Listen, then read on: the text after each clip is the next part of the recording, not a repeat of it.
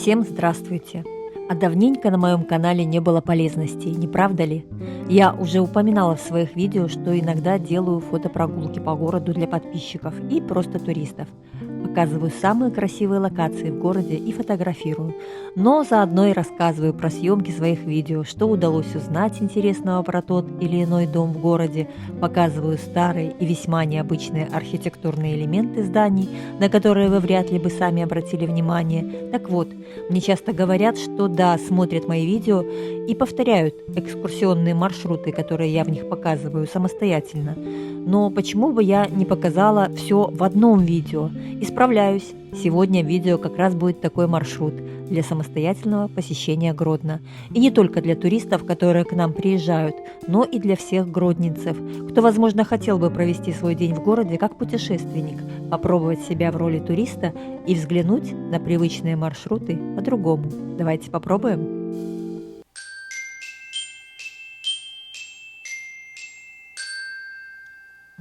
Часто после моих прогулок мне говорят фразу: «Ой, оказывается, у вас так интересно, и надо, наверное, приехать еще раз, чтобы везде побывать и все увидеть более детально». Вы совершенно правы, ведь Гродно – это не только пешеходная Советская с уличными музыкантами, подсветкой вечернего неба в сумерках и старая брусчатка. Это не только трубач на пожарной каланче и старинные замки и коложа. Гродно – это нечто большее, ведь почти за всю его 900-летнюю историю чего тут только не происходило. И, безусловно, исторические события наложили отпечаток и на градостроительство, и на архитектуру города. А уж сколько мест, где иногда даже сами гродненцы не были, вообще не сосчитать. Начнем с того, что в нашем городе много старинных католических храмов, причем они все действующие, и в них можно и нужно заходить. Ведь если вы интересуетесь историей, пришли по зову сердца, так сказать, это ли не прекрасно? Обязательно заходите в костелы. Даже если там идет служба, ничего страшного, вы же не делаете ничего плохого. Присядьте, посмотрите, это же так интересно. Единственное, что, наверное, во время службы не стоит делать, это снимать фото и видео. А посмотреть и послушать любопытным путешественникам у нас еще никто ни разу не запрещал.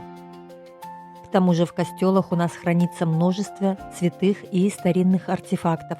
Посмотрите на 21-метровый деревянный алтарь в Фарном костеле или чудотворную икону Матери Божией Снежной в правой части у алтаря. Каждый найдет для себя что-то интересное. Главное не спешить, и тогда внимательному посетителю может открыться немало уникальных и необычных предметов. Когда будете выходить из Фарного костела, не забудьте посмотреть, как расположены ангелочки на шпилях. В Гродно существует легенда: если ангелы повернутся друг к другу, они сыграют свою последнюю мелодию, и наступит конец света. А дальше предлагаю обратить внимание на аптеку-музей, что слева от главного входа. Это старейшая работающая аптека нашего города. В ней есть бесплатный музей, в котором немало увлекательных экспонатов. От хирургических инструментов, которыми в XVI веке вскрывали внезапно скончавшегося короля Стефана Батория, до медицинских препаратов, которыми были оснащены аптечки солдатов вермахта во Вторую мировую войну. А рядом с аптекой стена с колючей проволокой. И туристы очень удивляются, что это действующая тюрьма. Да-да, тюрьма строгого режима находится прямо в центре города, на территории бывшего иезуитского коллегиума, который упразднили еще в начале XIX века, сделав на его месте пересыльную тюрьму. Но, как известно, нет ничего более постоянного, чем временное, и тюрьма у нас в центре города до сих пор. Дальше предлагаю повернуть направо от главного входа в Фарный костел и пройтись по улице Карла Маркса. Здесь, прямо за костелом, есть вход во дворик католической епархии. В него тоже можно свободно зайти и посмотреть. У нас все открыто. Мы очень тепло относимся к туристам и, повторюсь, если человеку интересно, это ли не прекрасно? Поэтому заходите во дворик, делайте фотографии, рассматривайте. А если хотите узнать больше о его истории, ищите видео у меня на канале. Ссылку я прикреплю в конце. Ну или загуглите, в сети тоже достаточно много информации. Выходим из дворика и идем дальше по улице Карла Маркса, отсюда налево. Любите музеи? Предлагаю обратить внимание на частный музей холодного, наградного и парадного оружия, что на улице Карла Маркса, 11. Поднимитесь на второй этаж, и в музее вы найдете сотни интереснейших экспонатов, и все это можно трогать и даже мерить. А снимки с балкона музея получаются просто замечательные.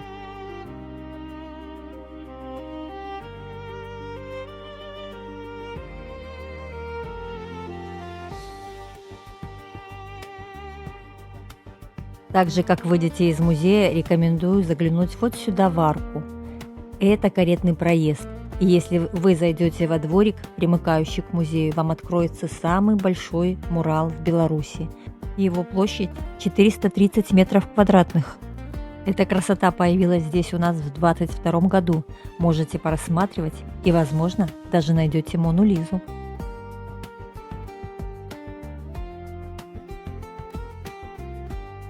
Дальше пройдем по улочке Карла Маркса в сторону Бригитского костела и монастыря.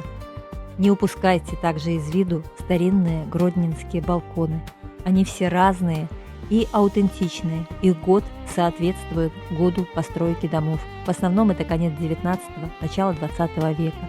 А старинная архитектура этого высокого здания Бригитского костела видна издалека, так что вы точно не пройдете мимо. Поднимайте взгляд наверх. Видите, по периметру здания идет черно-белый фриз.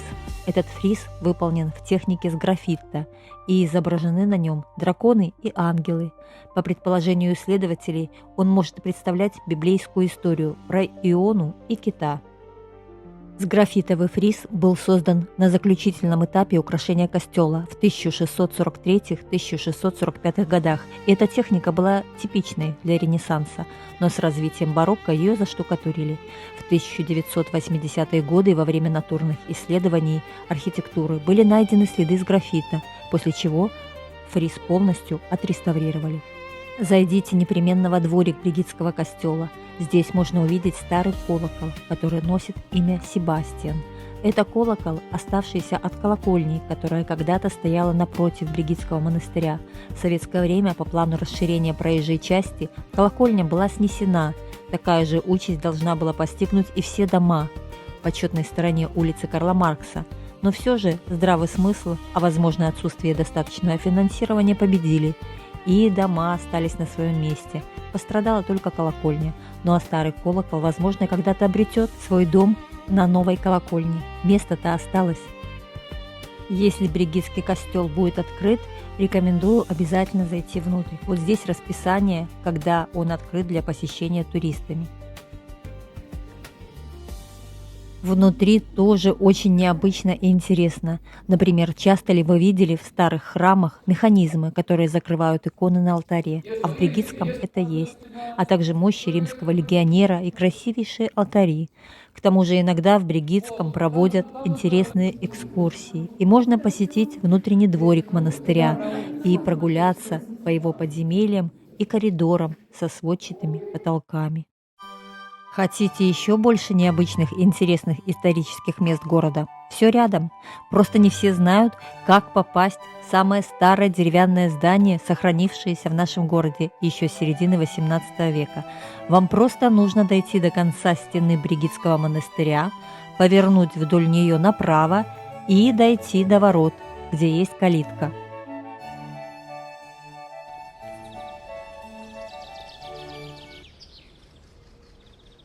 Именно здесь находится старинный деревянный лямус, построенный из массивного бруса в 1769 году, но раньше предполагали, что это здание возведено в 1630-х годах. Необычен в том числе он тем, что построен был без единого гвоздя. Все конструктивные элементы связаны подсечками и деревянными клиньями, без использования железных гвоздей или скоб. Долгое время он не был в свободном доступе для посетителей, чего тут только не было за всю его историю. От хозяйственной постройки для монастыря, монахинь-бригиток, до бухгалтерии, психоневрологического диспансера. Но затем здание укрепили, реставрировали и немного подняли, и открыли для всех желающих. И сегодня здесь музейные экспозиции, которые иногда меняются. Вход абсолютно свободный, но любому добровольному пожертвованию будут рады.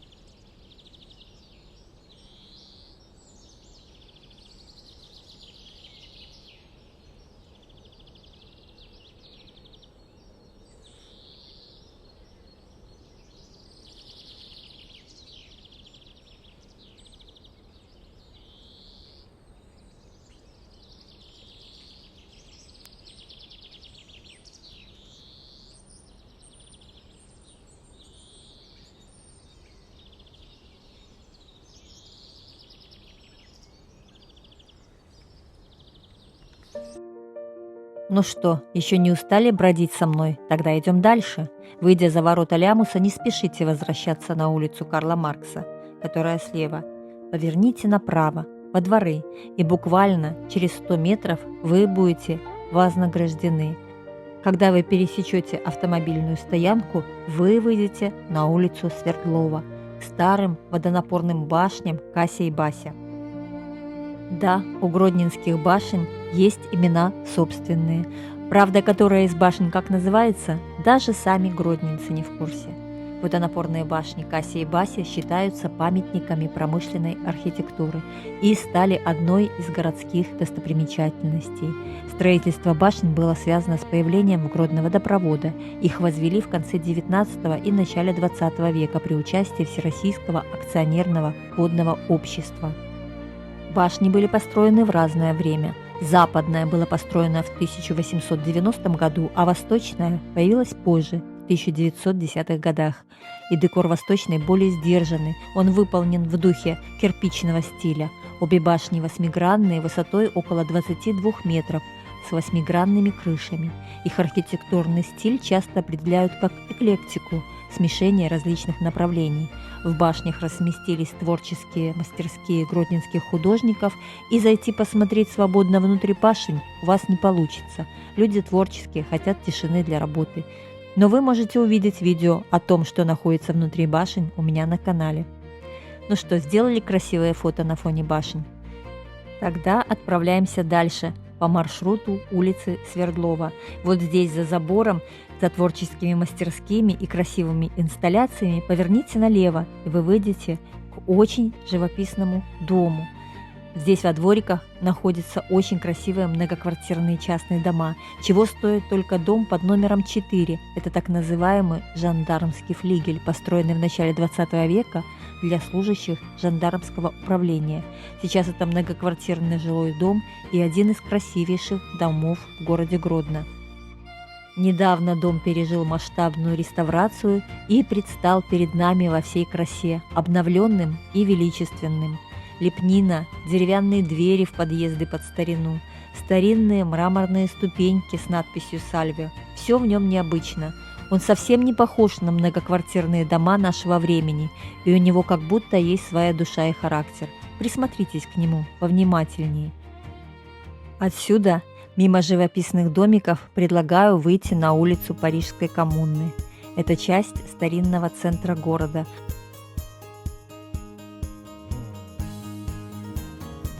Здесь за забором поверните направо, и перед вами предстанут различные особняки, тоже эпохи 19-го, начала 20 века. Все очень необычно в этом районе. Старенькие дома в таком чисто закопанском, что называется, стиле, построенные в Гродно. Это все как раз находится здесь, на улице Свердлова и Парижской коммуны. Улица Парижской коммуны – это часть старинного центра города, которая сочетает архитектурные памятники разных эпох и стилей.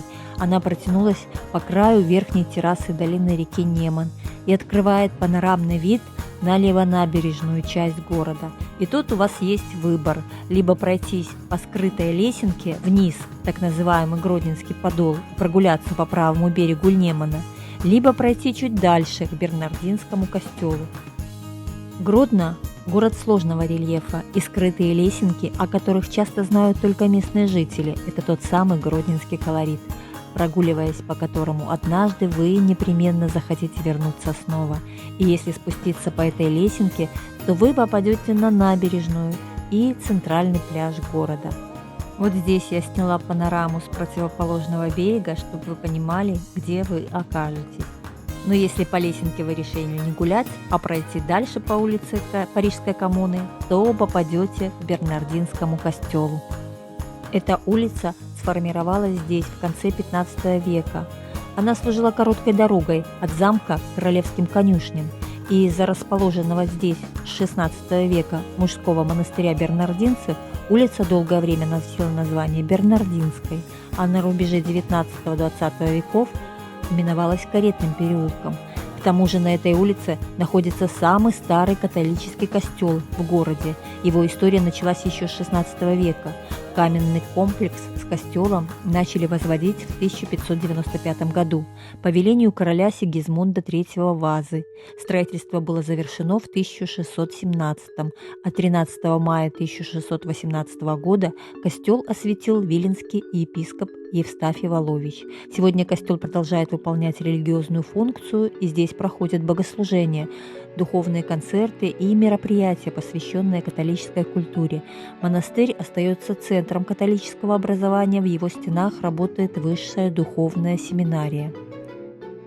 Часто здесь проходят концерты оркестра Гродненской капеллы, и если вдруг во время вашего пребывания в Гродно совпадут даты и в Бернардинцах будет очередной концерт, смело идите, очень рекомендую. Необыкновенная акустика старинного храма сделает ваш музыкальный вечер незабываемым.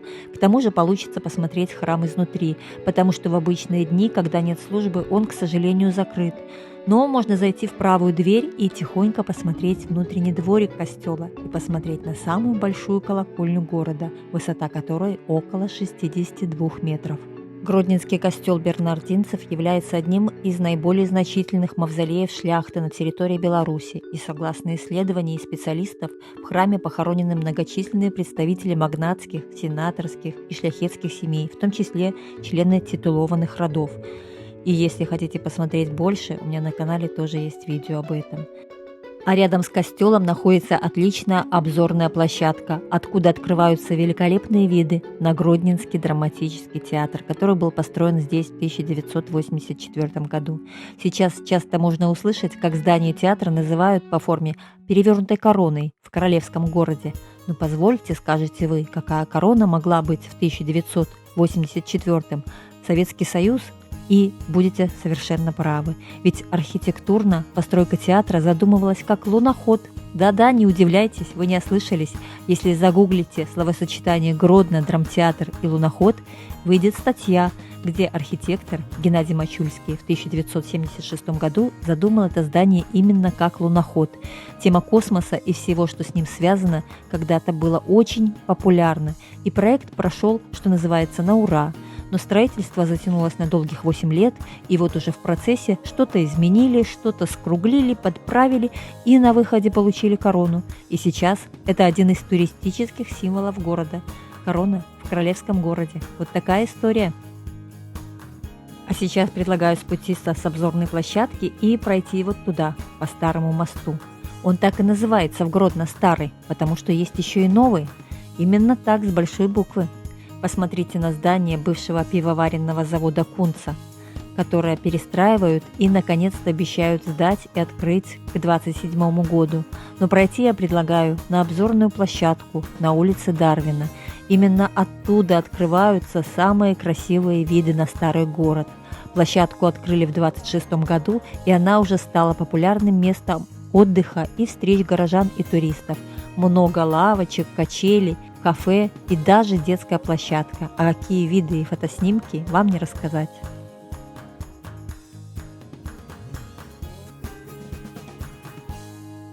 Если пройдете по мостику на противоположную сторону от дороги на улицу Горновых, то тоже попадете на сквер с обзорной площадкой.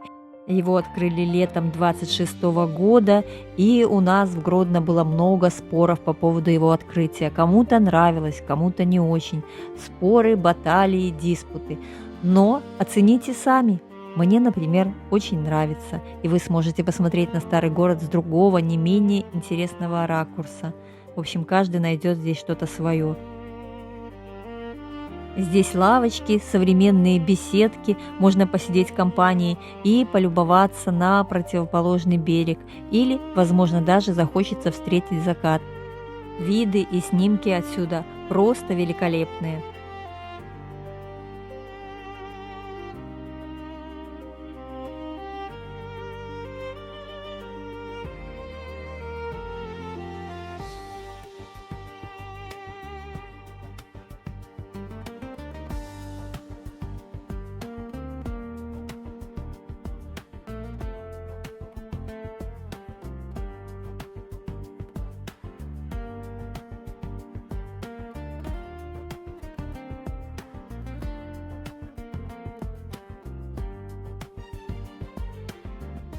Ну, а это уже я качаюсь на качели. Вот такая экскурсия выходного дня у нас с вами получилась. Если понравилось, повторяйте, гуляйте, любите путешествовать и узнавать что-то новое. Это то нематериальное богатство, которое остается с вами на всю жизнь. Ну что ж, а я, как всегда, всех обнимаю. Всем пока!